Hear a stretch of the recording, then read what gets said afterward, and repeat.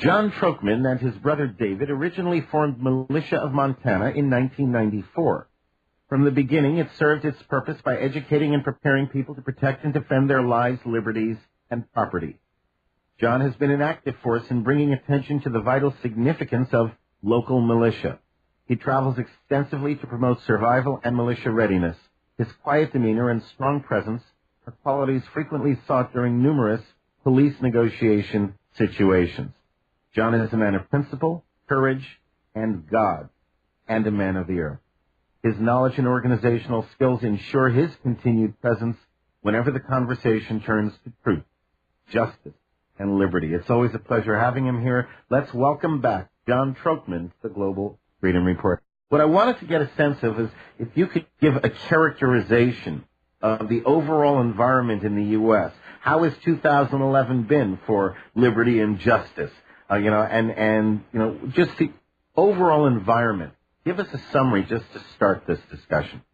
I would be glad to. Well, first off, I've been praying for pain because pain makes people uncomfortable and makes them jump off the fence, one side or the other, which has been happening.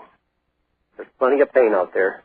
And the two sides that seem to be surfacing are the environmental wackos and those that are in the peace officer business that have sworn an oath to uphold the Constitution, those that have voted oath keepers.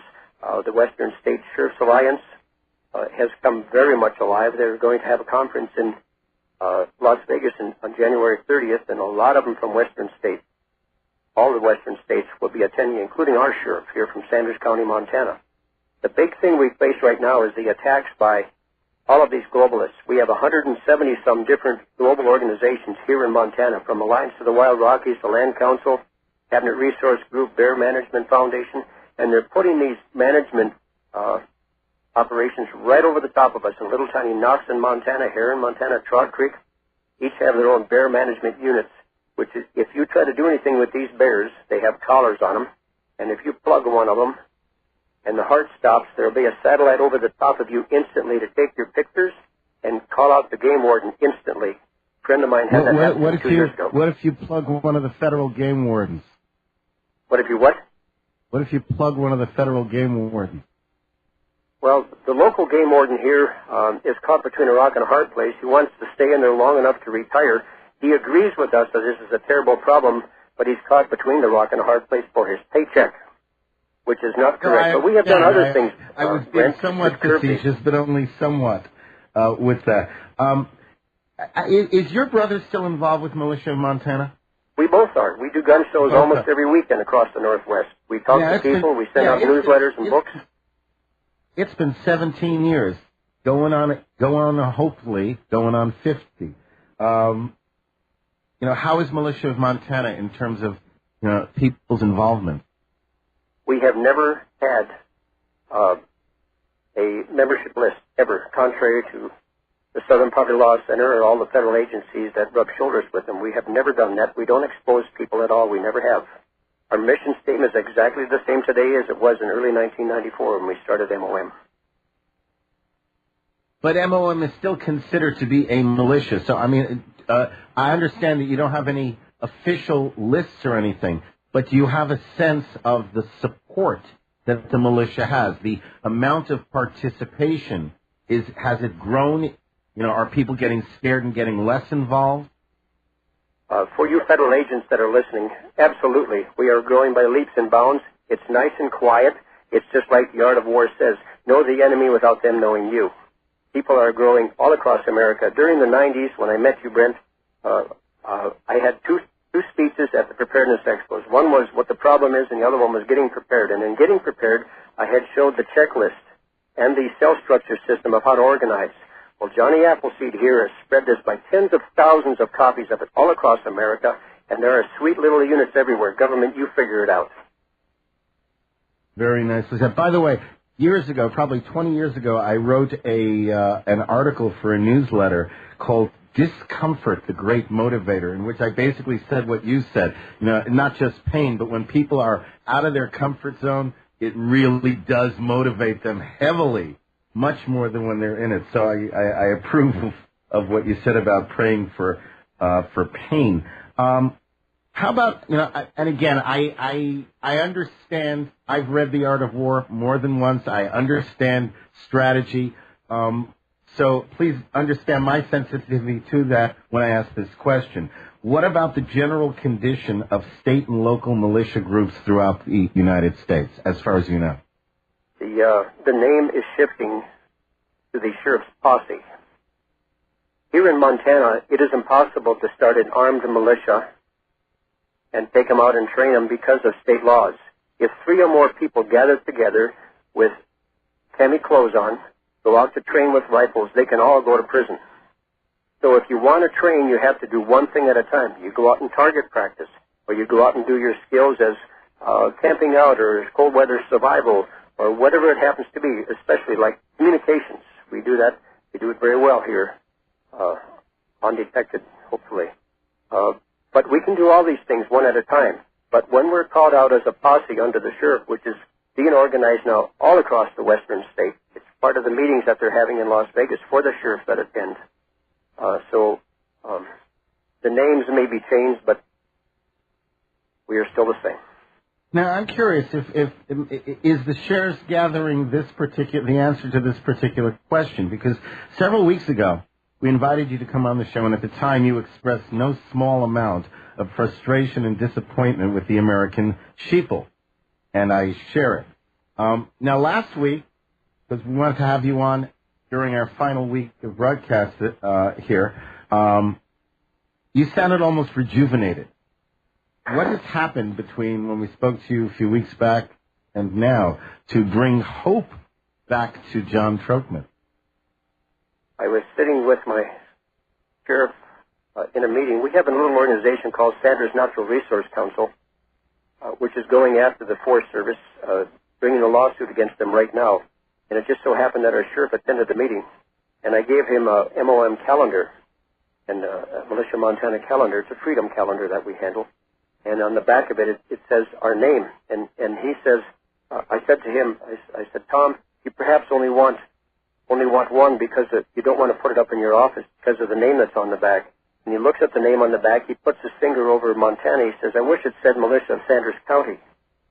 So that gave us a little hope. But what he's trying to put together, and we're working with him, starting with a number of veterans and CCW carriers to be under him as his posse. And that's the safest way to do it until the sheriff gains some ground here to know how to operate properly, and we're helping with that also. And that's why we're sending him to this informational center. Sheriff Richard Mack is putting it on, and that should give you a clue as to how well it'll be organized. Oh, yeah, we had Richard on last week, and I personally am contributing as much as I can to get at least one sheriff by me in there. Right. And I'm asking everybody. This is something to contribute to. So yeah, I'm excited about this also. But let's talk a little bit about this sheriff's gathering. And he's shooting for 200 sheriffs, and there are 3,400 sheriffs in the country, and more are learning about their authority and their power to basically kick federal thugs out of their county. Do you believe that this genuinely has the ability to... I absolutely do. Absolutely. I don't know if turn the tide, but at least to arm the freedom fighters with something that can really work to push back the tyrants. We are working on the paperwork right now as we speak to have the sheriff coordinate with federal agencies that are shutting off roads in our county. They're putting all these animals in to eat up what's left of our prey out there. I think it's working very well. I think I see light at the end of the tunnel for a change.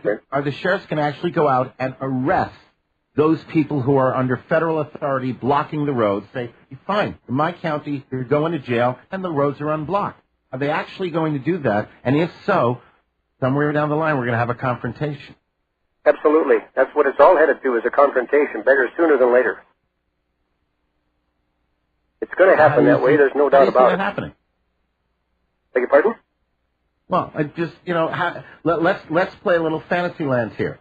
Okay, you got it, because it's happening a lot. Land management people are in there closing roads, like you said. Okay, so sheriff comes out and says, look, okay, if I've told you before to get out of here, you haven't gotten out of here, I'm now going to arrest you. Puts them in cuffs, takes them to jail, removes their vehicles blocking the road, opens the road. What happens next? Federal agents come in to arrest the sheriff and take him away, charge him with at least 4 felonies under the federal law. But the sheriff, knowing his rights, doesn't have to allow that to happen, and that's where the posse comes in to defend the sheriff. He's got to have people around him. Our sheriff is looking for 300 guys around him here. We only have 9 active deputies, and they're not going to do much with all the federal hordes that come in.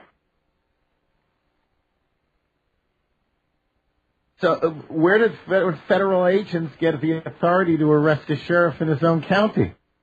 They don't have the authority. They just assume the authority, and the people are believing it. I want to read you a little something here. We've handed out something called Occupation, How to Survive and Begin to Counter the Initial 3 to 6 Months of Invasion. If and when an occupation occurs, the uniforms worn will likely be recognizable and perceived as the good guys by well-conditioned citizens. Initially, armed resistance without an ideological support network will be borderline suicidal. Brent, that's why we're doing what we're doing now. We've done everything we can through the militia movement to try to educate people. That's why I've been in the past praying for pain. Here's where things are headed now in our area. With all the land and the mineral wealth and the airlines being taken over, everything everywhere is being taken over right now by the federal government. We have government motors instead of General Motors. All the airlines are now in receivership. And it's just like, I want to read you a little something here. And you tell me where it comes from. The land, its mineral wealth, waters, forests, mills, factories, mines, rail, water, and air transport, banks, communication, large state-organized agricultural enterprises, as well as municipal enterprises, and the bulk of dwelling houses in the cities and industrial locations are state property, that is, belonging to the whole people. That is Article 6 of the Communist Constitution, written in English, 1947, Moscow. I just read it out of that book. Are we any different today? Wow. We're there, aren't we? I couldn't place that. That's good. That's good. Wow. I've been looking for that book for years, and somebody came along at the last gun show in Spokane and said, John, I'd like you to take this to your hotel and go through it and give it back to me Sunday night. Well, Sunday night came, and I had a real tough time giving it back, so I had $25 in one hand and said, sir, I do radio shows. I could sure use this document. And he says, bows his head, and he says, oh, all right. He took the $25. So I've got this old ragged book now. Wow, that's terrific. That's tremendous. Hey, what do you think about the Occupy movement?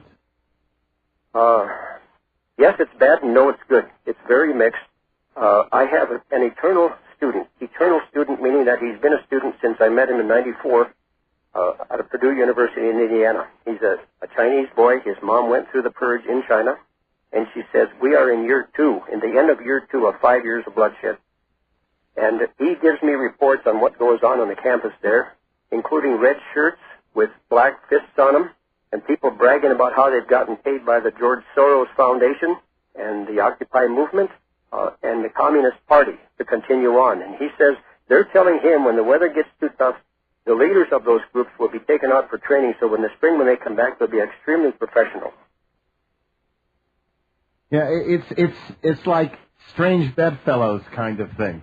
Absolutely. I can't oppose that when they're going after the banksters, but I too believe that this is a Marxist, a definite Marxist organization. Well, absolutely. Well, let me read something else here. The economic foundation of the USSR is socialist system of economy and the socialist ownership of the instruments and means of production, firmly established as a result of the liquidation of the capitalist system of economy, the abolition of private ownership of the instruments and means of production, and the elimination and the exploitation of man by man. Yeah, and that's not what they're doing now? It's very much like the Bolshevik rousing the workers of the world type thing as well. It's very similar. Here's another little document. It's called Local Government Partners with Environmentalist Organizations to Control Private Property. Reed F. Noss, founder of the Wildlands Project, has made several statements against human population of the earth, such as the collective needs of non-human species must take precedence over the needs and desires of humans. And if we are to succeed, it is not enough to come after control of public land. we must also take control of private land as well. And that's what they're trying to do right in our county right now. The commissioners have invited FEMA in, and when FEMA comes in during a disaster, like, say, wildfires, they will empty all the homes, take all the guns, places under martial law, and chances are allow the fire to come through and relocate us in another state, just like they did in Louisiana to Texas. Now, I love the idea of sheriff's posses, but I have a basic problem when you come under a sheriff, and therefore you have to, there's a command structure that, however, if the sheriff is not everything he's supposed to be, it can work against the will of the people. Reason I'm saying this is because during the Occupy protest, there have been numerous incidents in which picked thug cops, and I use that term to describe them by their actions, have assaulted, battered, and even murdered peaceful protesters. When this happens, what's the proper role of militia members? What's the proper role of people who have committed to doing something? We are well aware that we can't take care of the problems by ourselves here. When there's chaos in one little tiny area, Brent, we're screwed. If there's chaos all across America at once, we have a wonderful chance of redeeming things properly. Our sheriff, I trust him 100% with my life. In the event something happens to our sheriff and some of the undersheriff people were to take charge, we could have a real problem here. But we are military enough guys to know exactly what to do. This county is 10,000 people strong here. 10,000 people strong. 2,000 of us are veterans in this county. So we have 20% here. That's our people. Let me try and explain a little differently. Okay, let's say you were in Oakland. Okay, you were in Oakland. Okay, when the pig cops started to batter and abuse and shoot people, or let's say that we just did a story about cops bashing an intoxicated man's head into the pavement and then taking him to jail just because he was drunk. Now you're there, you're witnessing that.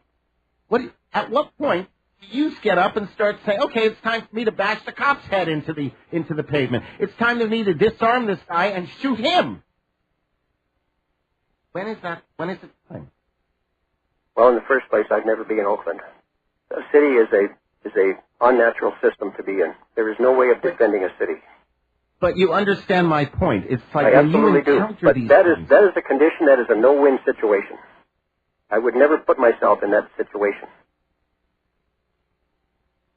What are we supposed to do when we witness these things happening right around us? Are we supposed to just turn our heads away? Who controls these people? It's not the cops that are totally guilty of this. It's the people that send them out with the authority to do certain things and then don't prosecute them if they disobey and they harm people. So the people that need to pay this price are the people that control the cops. There's where the visit should be, whether it's during work hours or not. That's all I'm going to say that way.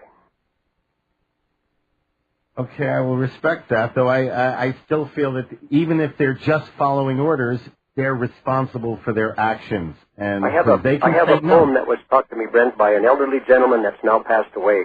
It goes like this. Captain, what do you think I ask of the part your soldiers play?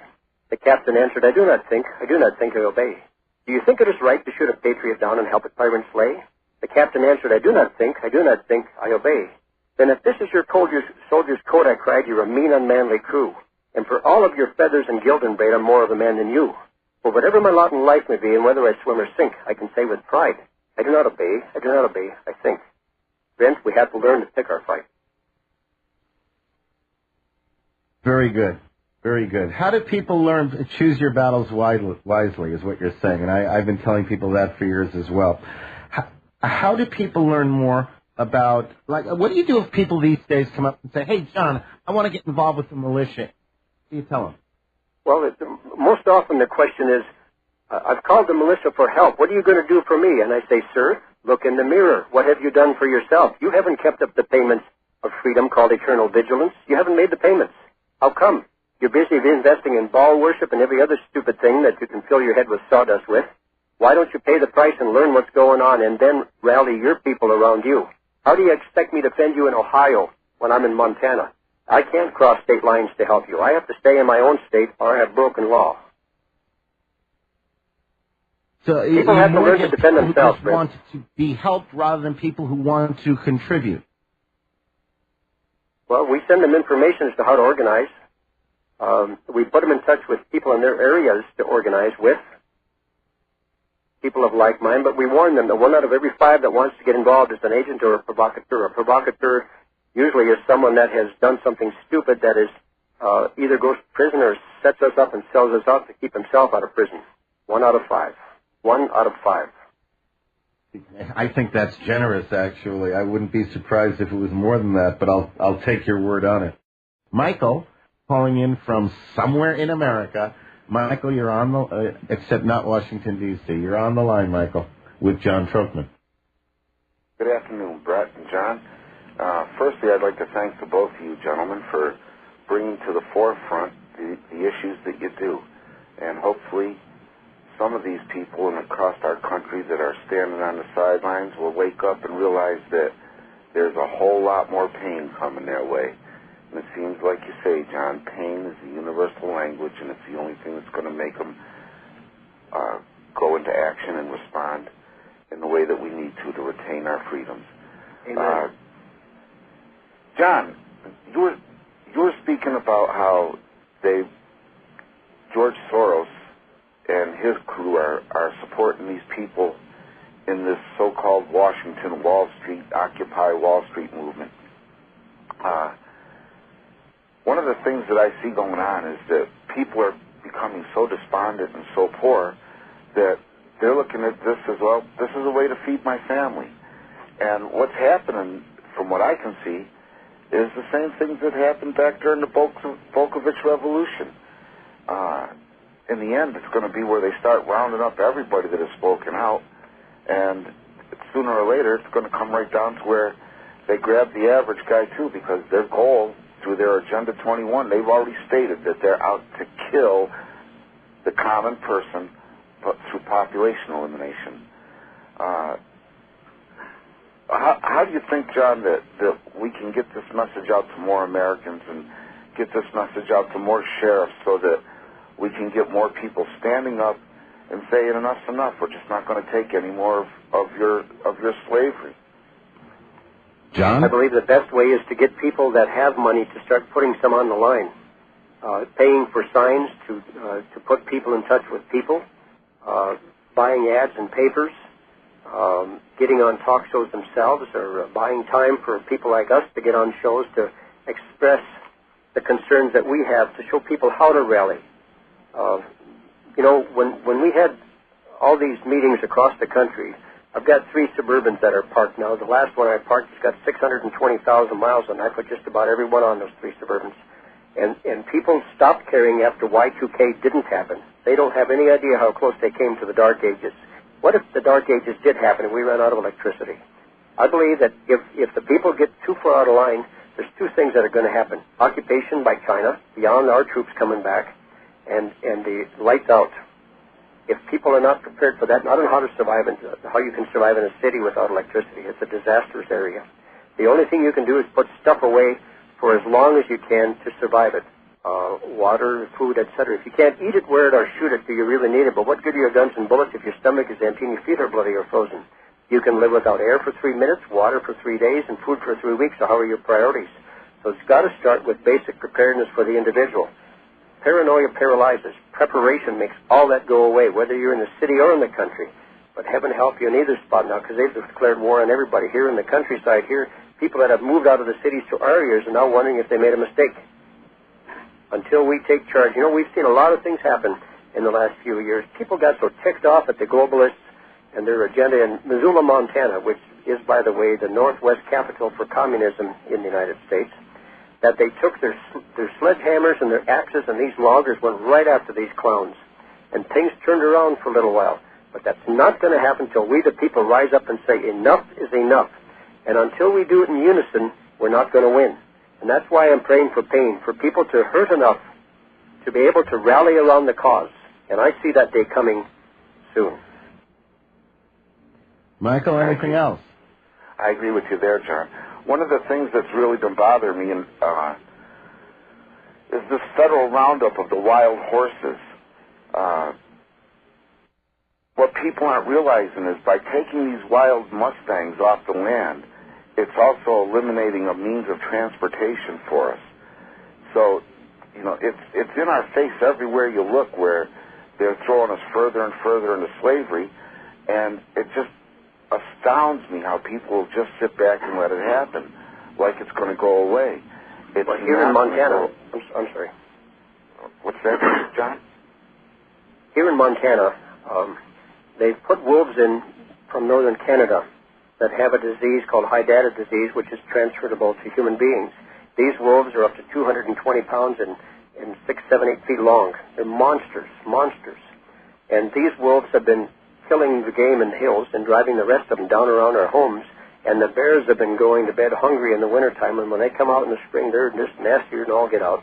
And the only thing left for these critters to eat is what's at the bus stop.